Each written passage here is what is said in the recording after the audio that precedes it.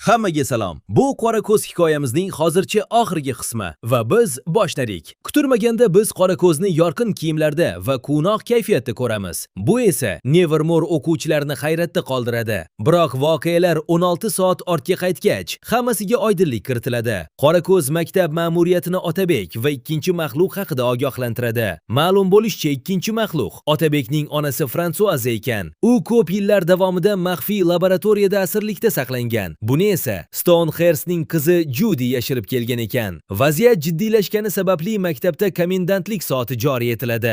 Dilnoza esa qora ko'zga vahiylarni qaytarish uchun onasi Barno bilan munosabatlarni yaxshilashni maslahat beradi. Chunki Adamslar oilasi o'z kuchini aynan birlikdan oladi. Professor Kallabosh qora ko'zga Fransuazaning akasi Isaac haqida so'zlab beradi. Ma'lum bo'lishicha, aynan Isaac professorning hayotini saqlab turgan murakkab tizimni yaratgan ekan. Isaacning laboratoriyasidagi portlashdan so'ng uning taqdiri sirlilikcha qolgan edi. Qora ko'z Bahromdan uning zombi haqida so'raydi va Bahrom u ketayotib 1938 yozuvli suratni qoldirganini aytadi.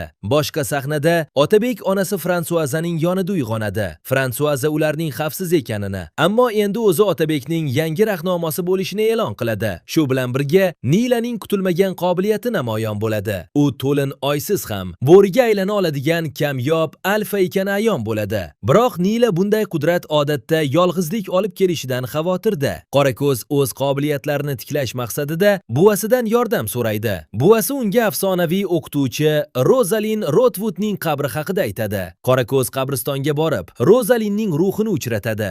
Ruh unga ro'yolarni qaytarish uchun olovli sinovdan o'tishni shart qilib qo'yadi. Qora ko'z bu qaltis vazifaga kirishadi. Biroq kutilmaganda paydo bo'lgan Nila jarayonni to'xtatib qo'yadi. Ertasi kuni qora ko'z va Nila uyg'onib, tanalari almashib qolganini tushunishadi.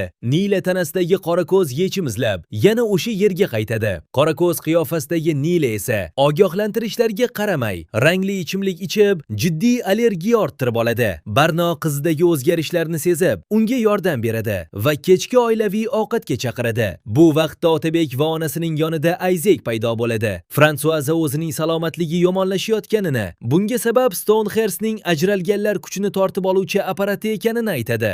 Isaac agar o'sha moslamani topsa, singlisini saqlab qolishi mumkinligini aytib, Nevermore'ga yo'l oladi. Nila qiyofasidagi qora ko'z musiqa xonasida mahorat bilan violonchel chalib o'tirganida, o'qituvchi Capri buni ko'rib hayratda qoladi. Capri uni ogohlantiradi. Agar u bu safar ham oy to'lmagan paytda bo'riga aylansa, u butunlay bo'ri holida qolib ketishi mumkin. Qora ko'z o'z surishtiruvlari davomida Rozalin Rotwood qachonlardir onasi yashayotgan kulbada yashaganini aniqlaydi. U yerda yashirin yo'lak va eski qoldiqlarni topadi. Rozalinning ruhi la'natni yechish uchun u va Nila bir-birlariga bor haqiqatni aytishi shartligini bildiradi. Biroq qora ko'z sirni to'liq yechishga ulgurmay, Barno uni u yerdan olib chiqib ketadi.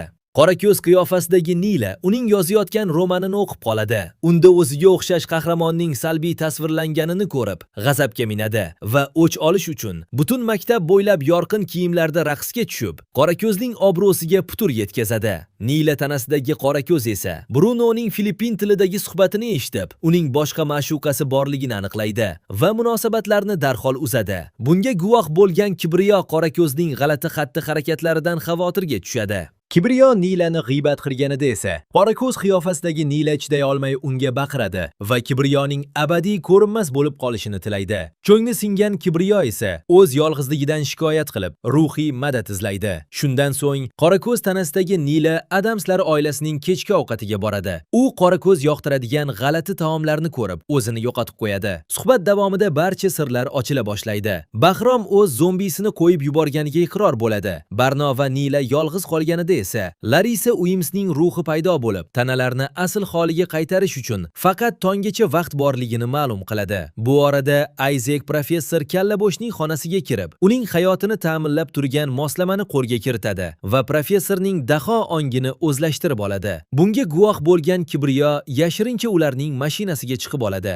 Isaac ushbu generator yordamida maxfiy apparatni ishga tushirmoqchi ekanini ma'lum qiladi. Qora ko'z qiyofasidagi Nila haqiqiy qora ko'zning yoniga qishlog'iga borib, uni asirlikdan ozod qiladi. Biroq u qorako'zni muhim ro'yolarni yashirganlikda ayblaydi. Shu payt Kibriyo sim qoqib, Ayzek va uning hamrohlari shifoxonaga yo'l olganini aytadi. Qizlar darhol Kibriyoga yordam berish uchun otlanishadi. Shifoxonada ma'lum bo'lishicha, Ayzekning apparati ajralganlarni o'z kuchidan mahrum qilish xususiyatiga ega ekan. Fransuaza o'zining maxluqqa aylanish qobiliyatidan qutulishni istaydi. Otabek ularni kimdir kuzatayotganini sezib, Kibriyoni tutib oladi. Qorako'z va Nila o'z vaqtida yetib kelib, uni qutqarishadi. Nila tanasidagi qorako'z o'zining maxfiy kuchi yordamida Otabekka qarshi chiqadi. Laboratoriya vayron bo'lishi arafasida hamma tashqariga qochishga urguradi. Kibriyo esa ertalab uni haqorat qilgan aslida qorako'z emas, balki Nila bo'lganini bilib, biroz xotirjam tortadi. Qorako'z Kibriyoni maktabga qaytarib, Nila bilan Rozalin qabr toshi tomon oshiqadi. Qizlar u yerda bir-birlariga bor haqiqatni so'zlab berishadi va natijada ular yana o'z holiga qaytishadi. Dilnoza qorako'zga xushxabar yetkazadi. Nila haqidagi mudish vahiy bekor bo'ldi. Biroq endi xavf Adamslar oilasining a'zosiga tahdid solmoqda. Sujet bizni 15 yil ortga, Tongi qo'shiq harakati tuzilgan vaqtga qaytaradi. Ma'lum bo'lishicha, ushbu oqimning haqiqiy rahbari aslida direktor Bilol ekan. Hozirgi zamonda Bilol o'z mavqeidan foydalanib, Bina va uning onasini yana o'zining maxfiy ishlariga qaytishga majbur qiladi. Qorako'z yaqinlashib kelayotgan xavfning oldini olish uchun Ayzek va Otabek topishi kerakligini tushunadi. Kibriyo unga Ayzek haqidagi muhim hujjatlarni topshiradi. Qorako'z ota-onasi nima uchun bu ma'lumotlarni yashirganini so'raganida, Mavlon Ayzek uning eng yaqin do'sti bo'lganini tan oladi. Mavlon o'z vaqtida Ayzekning daho ongini yovuz niyatli kimsalardan himoya qilishga urinib kelgan. Ayzek esa bor kuchi bilan singlisini og'ir yukdan xalos etish yo'lini izlagan edi. Akademiyada Bruno Niladan uzr so'rab, munosabatlarni tiklashni taklif qiladi. Biroq Nila faqat do'st bo'lib qolishga qaror qiladi. O'qituvchi Capri Nilani o'ziga ehtiyotkor bo'lish haqida ogohlantiradi. Agar u nazoratni yo'qotsa, abadiy bo'ri qiyofasida qolib ketishi mumkin. Bu vaqtda Otabek va Ayzek Fransuaza uchun malham izlab shaharga yo'l olishadi. Qorako'z esa Fransuazaning yashiringan joydan Ayzekning tanasiga tegishli nodir kapalakni topadi. Bu kapalak o'z egasini qayerda bo'lsa ham topib borish xususiyatiga ega. Qorako'zning buvisi Hester Nevermore'ga direktorning rejasini rad etish uchun keladi.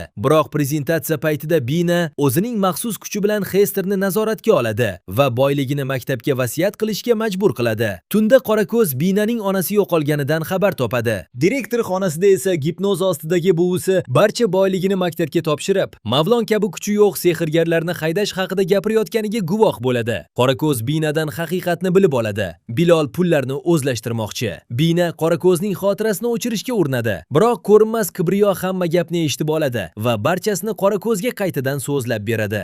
Bayram oqshomida Qorako'z Kibriyo yordamida o'z xotirasini saqlab qolganini Binaga bildiradi va uning onasi asirlikda ekanini bilishini aytadi. Nila esa Brunoning vafosizligidan xafa bo'lib, yolg'iz qolganida Kibriyoni uchratadi. Nila Kibriyoga o'zligini yo'qotmaslikni maslahat beradi. Shu vaqtda Ajax Binaning onasini qutqaradi. Qorako'z esa Kibriyo va Nilaning yordami bilan direktor Bilolni to'xtatishga erishadi. Kibriyo direktorning himoya toshini yechib oladi. Ajax esa o'zining noyob kuchi bilan Bilolni harakatdan to'xtatadi va yovuz direktor butunlay yo'qoladi. G'alabadan so'ng Adamslar oilasida yangi tashvish tug'iladi. Bahrom g'oyib bo'ladi. Ruh chaqirish seansi paytida Qorako'z dahshatli haqiqatni bilib oladi. Ayzek aslida Mavlonning yaqin do'sti bo'lgan. Biroq u o'z singlisini qutqarish uchun Mavlonning bor kuchini so'rib olmoqchi bo'lgan. O'sha paytdagi portlash oqibatida Ayzek halok bo'lgan deb hisoblangan edi. Biroq u qasos olish uchun qaytgan. Ayzek Bahromdan quvvat manbai sifatida foydalanib, eski tajribasini takrorlamoqchi bo'ladi. U Qorako'zni tuzoqqa tushirib, yer ostidagi asirlikka tashlaydi. Nila do'stini qutqarish uchun o'zini qurbon qiladi va abadiy bo'ri qiyofasida qolishini bilsa-da, Qorako'zni chiqarib oladi va keyin bechora qiz o'rmonga qochib ketadi. Yago minorasidagi hal qiluvchi jangda Ayzek o'z apparatini ishga tushiradi. Biroq Qorako'z yetib kelib Otabekni ozod qiladi. Maxluqlar o'rtasidagi to'qnashuv laboratoriyani vayron qiladi. Ayzek Qorako'zni maxfiy etmoqchi bo'lganida, narsa o'zining haqiqiy egasiga qarshi chiqadi va Adamslar oilasiga qaytadi. Voqealar yakunida Kibriyo Nilaning shimolga qarab ketayotganini aniqlaydi. Qorako'z o'z kuchlari qaytganini his qiladi va amakisi Doniyor bilan birga Nilani qidirishga otlanadi. Yo'lda u yangi ro'yo ko'radi. Ofelia tirik va u Qorako'zga qarshi dushmanlik kayfiyatida. Ikkinchi fasl mana shunday hayajonli tarzda yakun topadi. Agar yana shunday qiziq seriallar hikoyasini eshitishni istasangiz, shu videoga 500 ta layk yig'ilishiga o'z hissangizni qo'shing. 500 ta laykdan keyin yangi serialni hikoya qilishni boshlaymiz. Omon bo'ling do'stlar.